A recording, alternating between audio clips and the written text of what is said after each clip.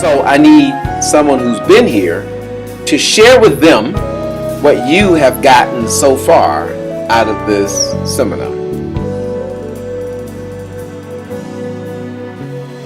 Every man must use the gift he's given. So what I got out of it last night is no matter what condition, no matter who you are, whether you on the highest mountain or the lowest valley, whether you in jail or whether you in the palace of the king, God is always and chosen for a always.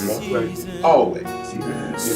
Never feel your Trouble on that song. Sing this song. I have to tell you, when I knew that I was probably called to do ministry that I did not want to do, I tried to run from this thing.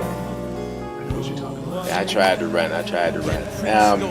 And so we want to get into tonight why God selected you. could ever do what God has chosen you to do. Because He has. There's no one here that can say God has not chosen. Amen, somebody. And amen, everybody. God has chosen. And if you're looking for great things already that you can't do, you can't be an actor, you be a politician. That's not the listening voice of God. God may not have called you to do that. Okay? But He's called you to do something, and He will do the great things through you. But a lot of people say, who, me? Yeah. And the reason why you say, who, me, watch this now, is because we've already critiqued ourselves only in the midst of our downness. When we're down, that's when we critique God can't use us. Any other time, unless we just partying in the club and we feel good, we don't think God, we think we're all right. But when we're doing something and we crash, that's the time we doubt that God selected us. Yeah, I'll show you something. So I'm not even a pastor, right? And I'm going over to my cousin's house, young guy, and I get to my cousin's house, and out in front, this is in Compton, out in front of the house, there is a 7-year-old who has his mama's butcher knife, and he wants to cut up the 12-year-old. Now, y'all do the math on that. I don't know how that works, but the 7-year-old is going to cut up the 12-year-old. So I get out the car, and I'm like, what's going on here? What are you doing? Now, the 12-year-old owed the 7-year-old $7. Now, y'all get this, right? Y'all get the picture. So he going to cut him up. So I said, man, you can't like cut the dude up over $7. He owed my money, he's trying it. And I said, man, $7, think of this. You're going to go, I didn't know about, juvenile hall, but you're going to spend the rest of your life, murder this dude over $7. Now, you really should kill him over a lot more. You really should wait till he owes you a lot more. It's not worth it. And then I found out they were friends. They were in the neighborhood. They just, jaw-jacking and going back and forth. And I eventually got up to the guy and said, now you got to give me the knife. Obviously from the handle. I was able to get the knife from the guy, and they actually wound up hugging, and they were friends. They went on to be friends. And I put the knife in the car. And I thought about that moment in ministry when I went back to the power of influence that God shows you pretty early in your life. Okay? It may start with you solving battles among your family. Yeah. It may be that you are keeping your daddy and your mama from killing each other. It may be that you are the one at the family reunion who brings the family together when there's some internal tension. That's a calling of God to be conflict resolutionists. And you don't know that. We all learn that from our beginning. You may be an individual that knows how to keep people from committing suicide. And I always said you are qualified if you kept yourself from committing suicide. You know, if you just woke up and said, you know, I got something to live for. So God does a lot of things early in life that we never pay attention to. And yet when we get older, he begins to bring people around us who actually are going through the things we went through early. That's a calling.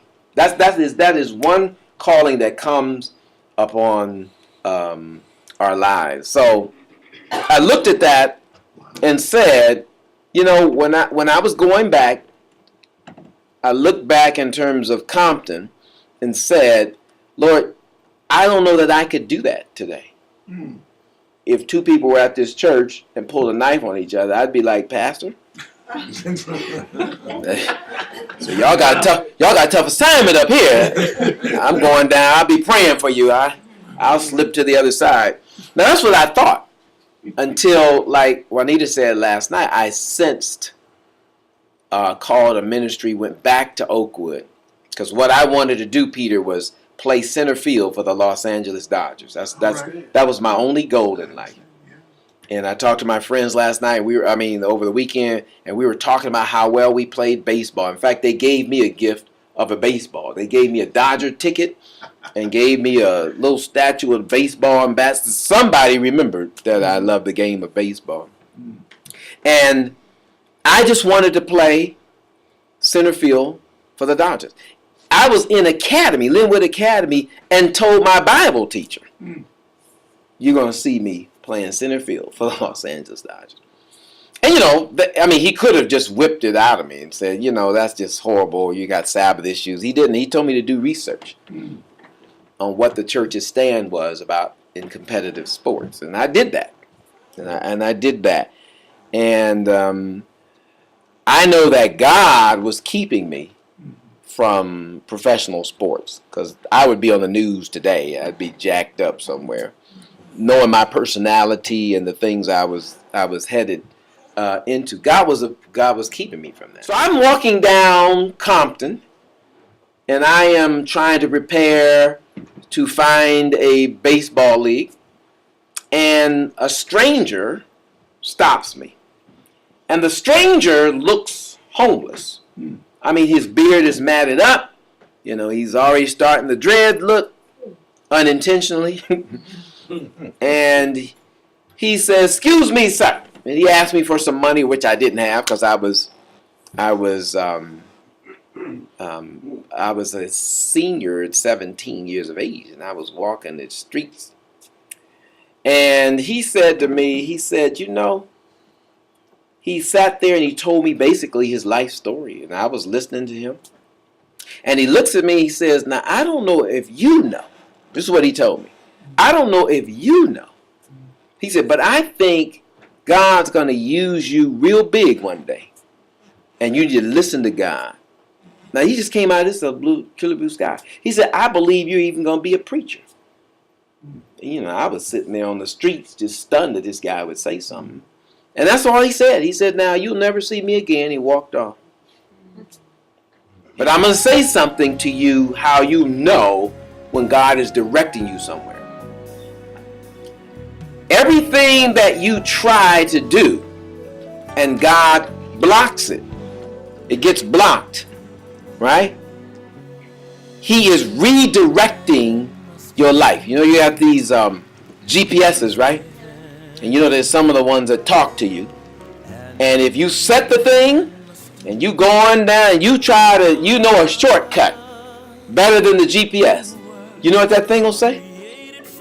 Rerouting, isn't that right?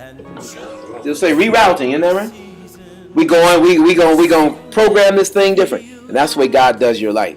Sometimes the things that don't work out is not that God is ending it. He's simply rerouting you. Is least of all. No one can preach your sermons. No one can sing your song. No one else could ever do what God